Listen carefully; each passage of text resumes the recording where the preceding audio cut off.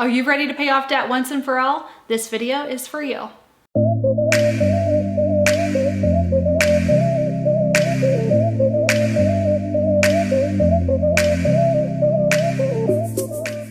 What's up guys, welcome back to another video. Today I'm so excited to share with you some of my favorite tips to helping you get rid of debt once and for all so that you take back control over your income.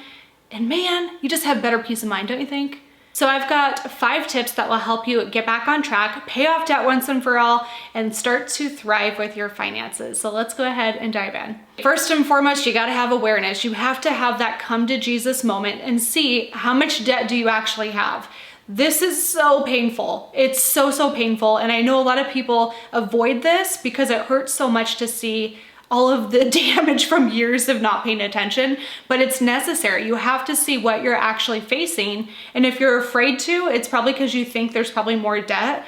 And I mean, like, I get it. I know that even looking at your bank account sometimes can feel like a real true act of bravery, and it really is sometimes. But I need you to go through and log into every single one of your accounts to figure out how much debt do you owe on your credit cards, on your car loan, on your house loan, on your student loans, on your, maybe it's tax debt that you owe because you didn't file your taxes on time. Whatever your debt is, go ahead, log in, and write down every single piece of detail about that debt. That awareness is where you need to start. I remember when I was in undergrad, I didn't pay attention to how much student debt I was accumulating. I seriously had no clue. I was just going around, whatever they would send me, I'd say, sure, accept, pay my student bill. Like that's literally how I survived through undergrad. It's terrible. But when I had my come to Jesus moment is when I received the bill saying how much money I owed. And that's when I was like, holy crap, like this money is very real and I am the one responsible for it. I have to pay it back. So that was my come to Jesus moment. We all have those, but you really do have to get clear on how much debt you actually have. It hurts. I feel you.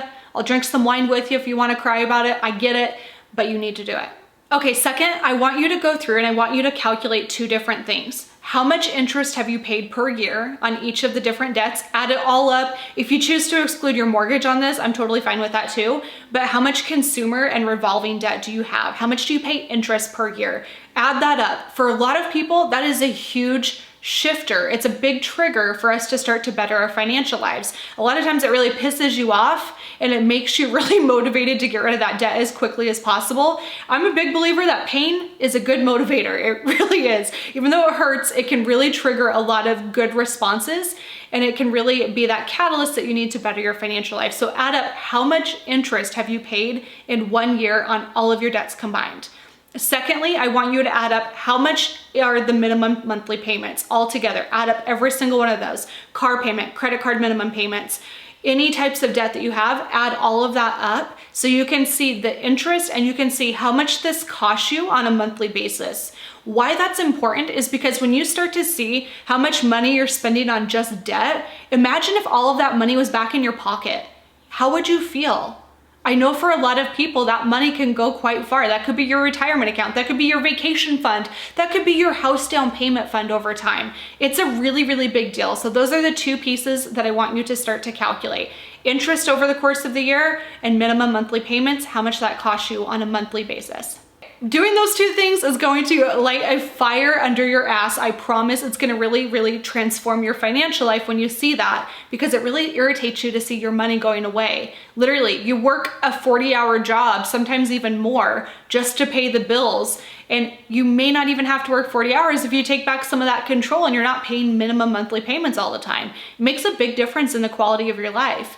So if you're not fired up about that, this will definitely help you for sure. Now, the third step to paying off your debt is I need you to focus and prioritize.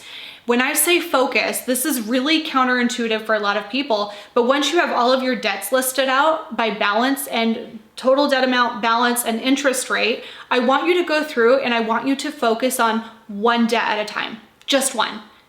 I know it seems really hard to do because you want to pay a little extra towards all of your debts, right? I know I used to believe this myself, but it's not going to help you get good traction. And more importantly, it's going to feel like you're constantly spinning your wheels. You're on this treadmill you can never get off. And I need you to start to focus and prioritize on just one debt at a time. Now, I am a big believer in the debt snowball, but I also like the debt avalanche for some people. It really depends more on your personality type.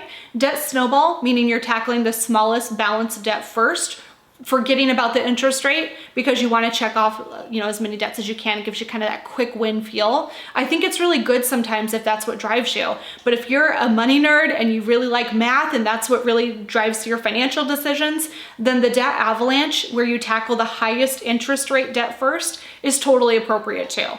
You can also do a combination of both of those. Frankly, I don't care what you do when you choose which plan to go on to. The important thing is that you're focusing and you're putting every extra cent that you have towards whatever debt you're prioritizing at that time.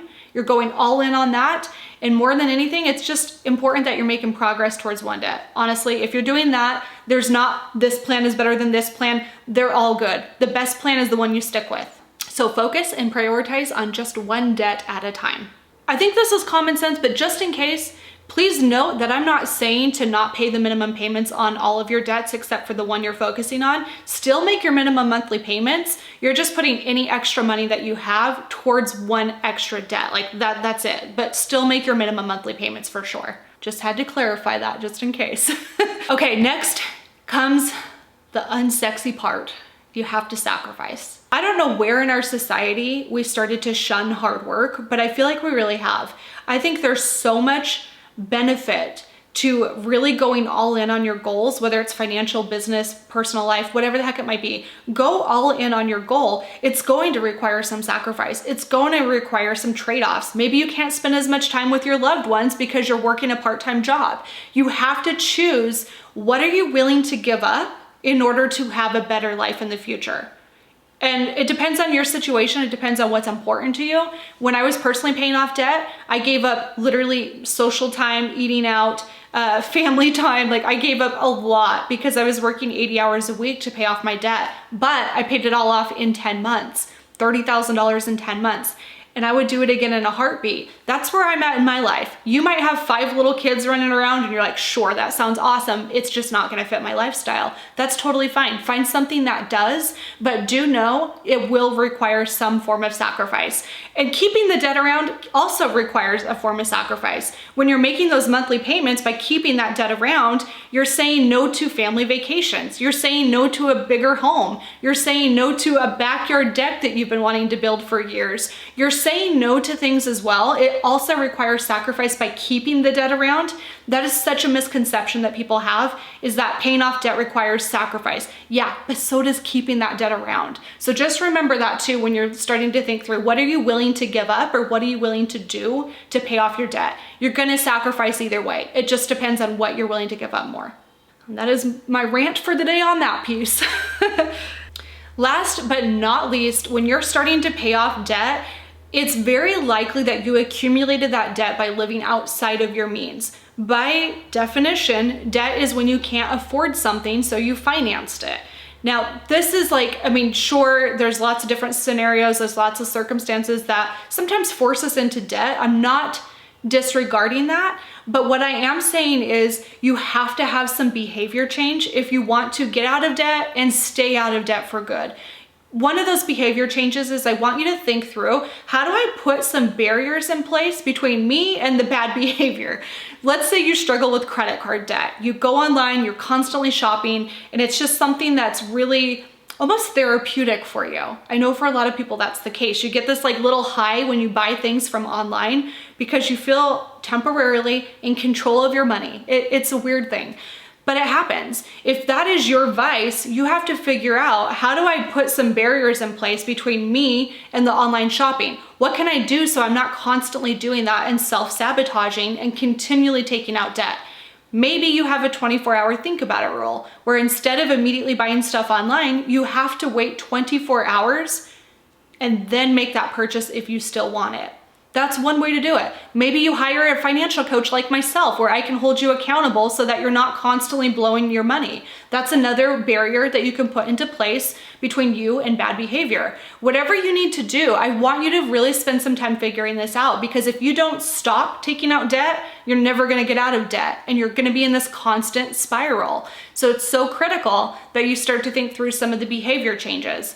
Maybe every day after you get off work, you're swinging by and grabbing your favorite burrito after work or taco or whatever the heck you buy, because it is another form of, I don't want to meal prep, I didn't meal prep, and I just want to buy something on my way home because I had a crappy day at work. Like, whatever your situation is, you have to figure this stuff out. It's part of being an adult. It sucks. That's like the least fun part of being an adult.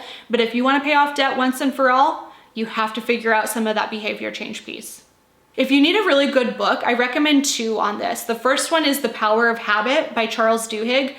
Oh, literally, I think this should be life advice reading for everyone. Should definitely be required reading. It's so, so good.